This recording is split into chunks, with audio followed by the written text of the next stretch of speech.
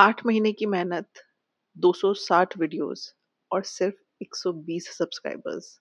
आप सोच रहे होंगे ये पागल है क्या? अब तक तो इसको क्विट कर देना चाहिए था।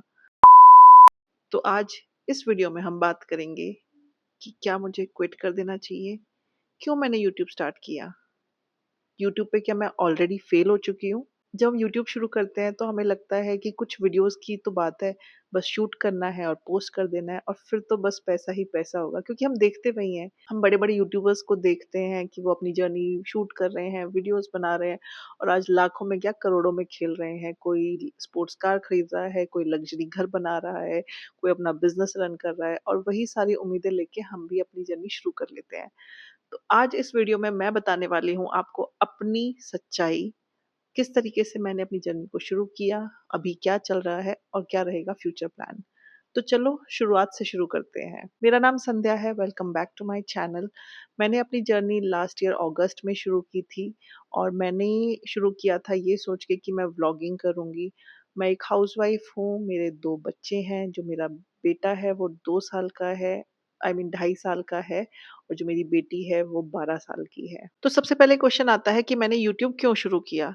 इस सवाल का जवाब जानने के लिए हमें लगभग 10-12 साल पीछे जाना पड़ेगा या शायद उससे भी पहले। तो जब मैं नई-नई शादी करके आई थी तो हमें घूमने-फिरने का बहुत शौक था और हम लोग पोस्टेड थे जोशीमठ, जो कि एक हिल स्टेशन जैसी जगह है, एक छोटा-सा गाँव है उत्तराखंड में और हमें घूमने का बहुत शौक था। तो नई-नई शादी हुई थी, गाड़ी उठा के हम कहीं भी निकल जाते थे और हम बहुत ट्रैवल करते थे।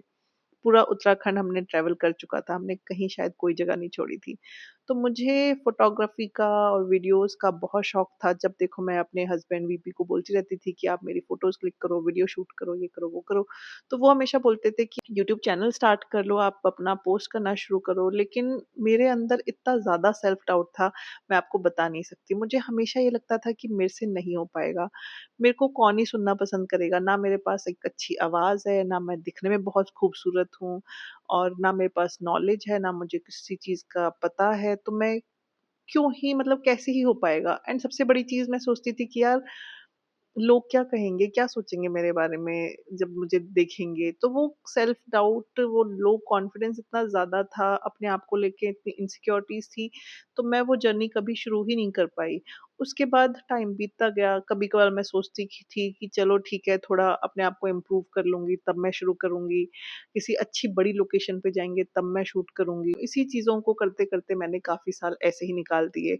उसके बाद Q2 आ गई, जब मेरी बेटी हुई तो घर की ज़िम्मेदारियाँ बढ़ गई, फिर हमारा ट्रांसफ़र हो गया, फिर और रिस्पॉन्सिबिलिटीज़ करते-कराते आप कहो बस मेरी वो इग्नोरेंस के चक्कर में मैंने सेल्फ डाउट के चक्कर में इतना टाइम वेस्ट कर दिया कि आज लगभग 10-12 साल बाद भी मैंने अपना चैनल शुरू नहीं किया था।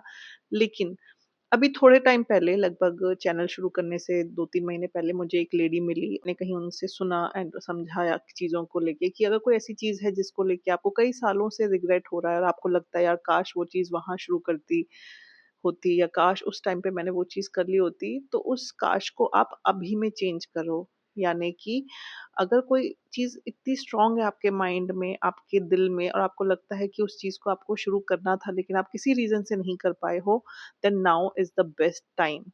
एंड यूट्यूब चैनल शुरू करना एक वही चीज़ थी। Basically not YouTube but yes something to do with me, with my time and sharing my experiences जो भी है। तो मुझे ऐसा लगा कि हाँ, ये एक ऐसी चीज़ है जो कहीं न कहीं अभी भी मुझे रिग्रेट होता है। अगर मैं 2 साल पहले भी यही सोच रही थी कि काश मैंने शुरू किया होता, मैं 5 साल पहले भी यही सोच रही थी।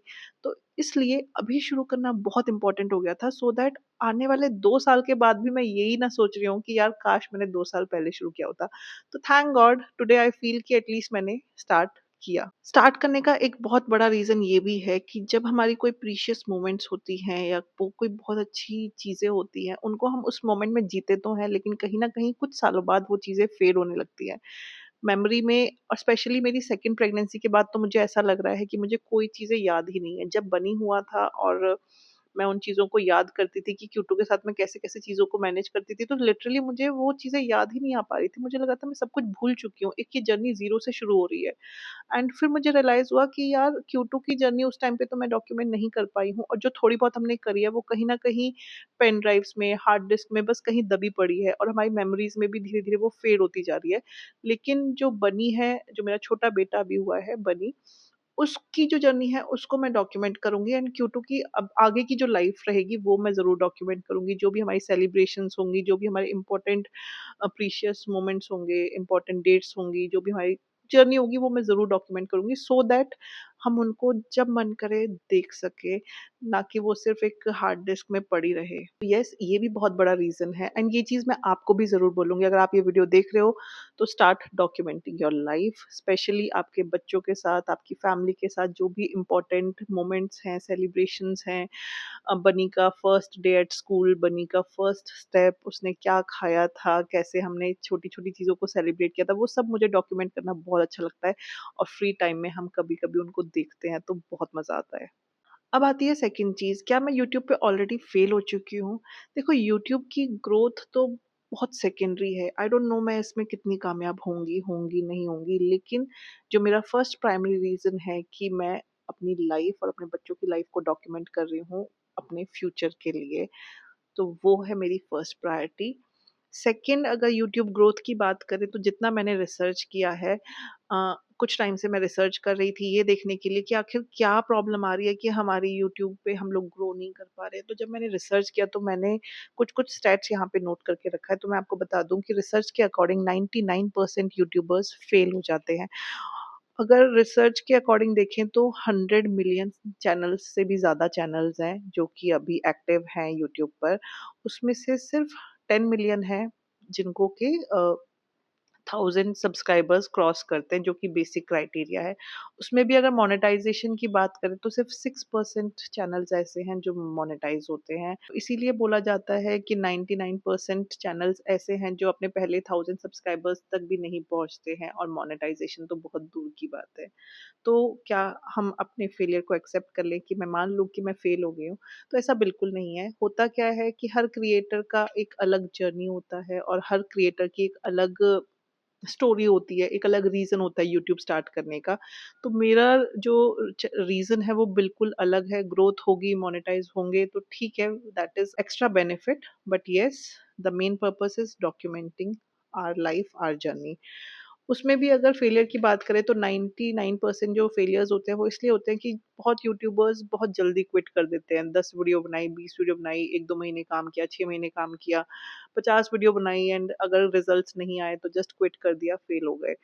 बहुत जल्दी वो गिव अप कर देते हैं। लेकिन अगर आप मेरी बात करो तो मैंने ऑलरेडी 260 वीडियोज़ पोस्ट कर दिए हैं, एंड उसका ग्रोथ से कोई लेना-देना है नहीं।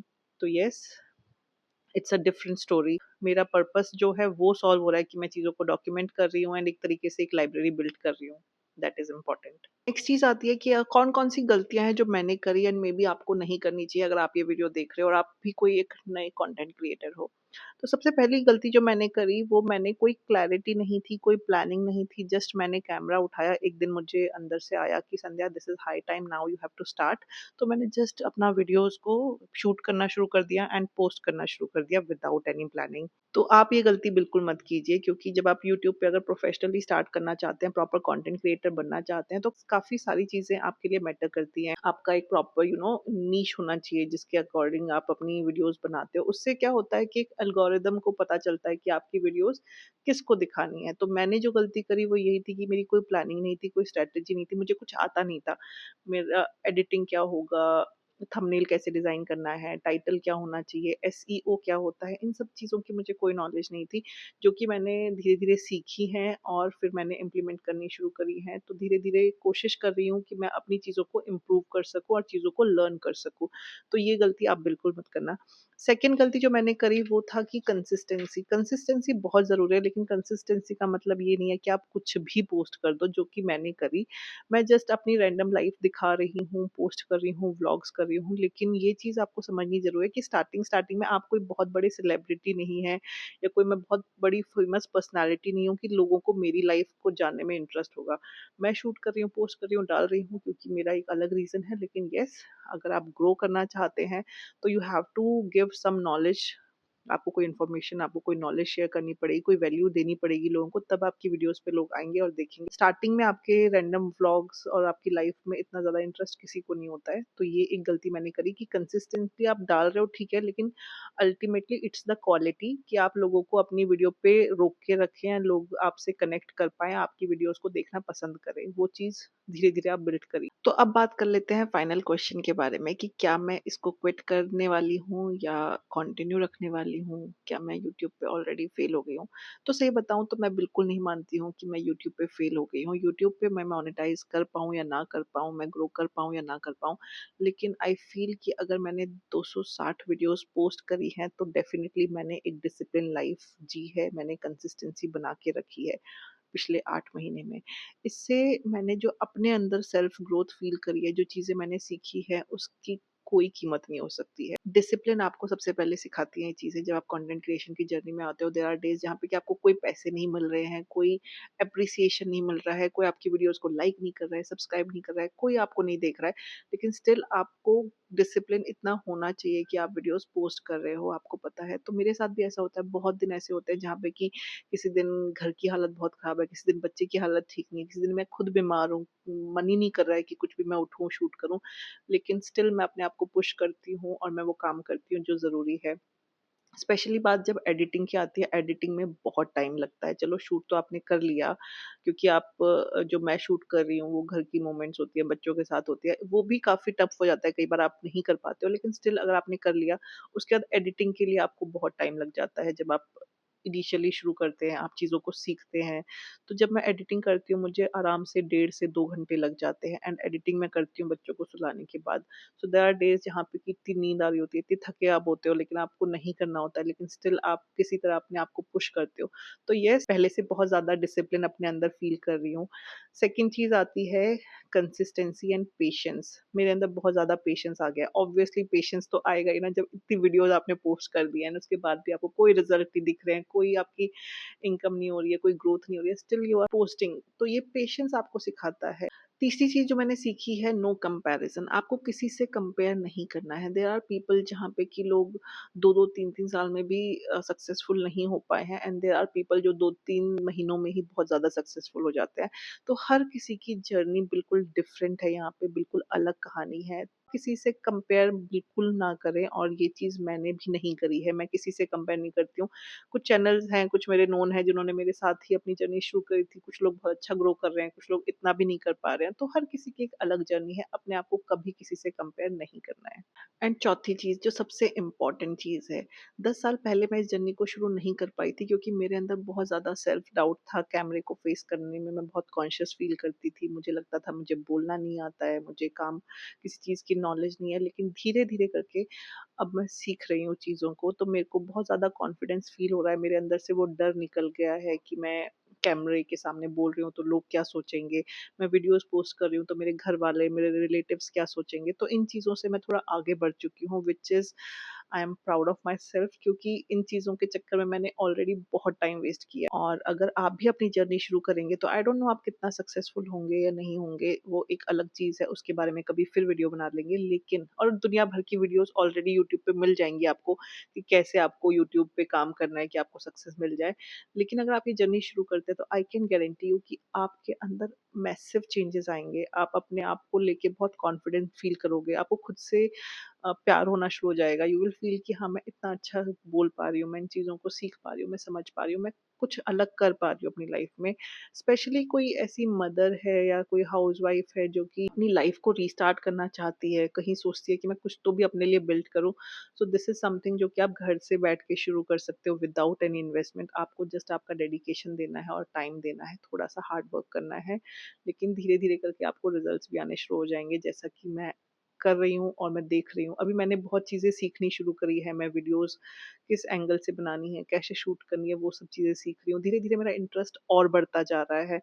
मैं सीख रही हूँ कि एडिटिंग को और अच्छे से कैसे करना है, थंबनेल्स कैसे डिज़ाइन करना है, एसईओ कैसे होता है, टाइटल्स किस तरीके से डिज़ाइन होते हैं। तो ये चीज़ें हैं जो जर्नी में आप धीरे-धीरे सीखते हैं और आगे बढ़ते हैं। तो यस, मैं यूट्यूब क्विट बिल्कुल नहीं करने वाली हूँ। टाइम जितना भी लगे, मे बी सक्सेस कभी ना मिले, लेकिन यस, जो मैं डॉक्यूमेंट कर रही हूँ जर्नी, वो मेरे लिए बहुत इम्पोर्टेंट है। तो चलो देखते हैं कि ये जर्नी कहाँ लेके जाती है, मैं कामयाब होती हूँ, नहीं होती हूँ, कितने सालों तक और कब तक मैं इस लाइफ़ को अपनी को डॉक्यूमेंट कर पाऊँगी और कैसा ये सफ़र रहेगा। अगर आप भी कोई कंटेंट क्रिएटर हो और अपनी जर्नी शुरू कर रहे हो, तो ज़रूर कमेंट्स में लिखना, सो दैट हम एक-दूसरे को सपोर्ट कर पाएँ। एंड अभी तक अगर आपने अपनी जर्नी नहीं शुरू करी है, तो प्लीज़ अपनी जर्नी शुरू करो, अपनी लाइफ़ को डॉक्यूमेंट करना शुरू करो। जो इम्पोर्टेंट चीज़ें हैं, इम्पोर्टेंट डेट्स हैं, सेलिब्रेशंस हैं, इनमें अगर कोई टफ टाइम है, उसको भी डॉक्यूमेंट करके रखो, सो दैट यू नो कि हाँ, उस टाइम पे हमने इन चीज़ों को फेस किया था और किस तरीके से हम उन चीज़ों से निकल के आए थे।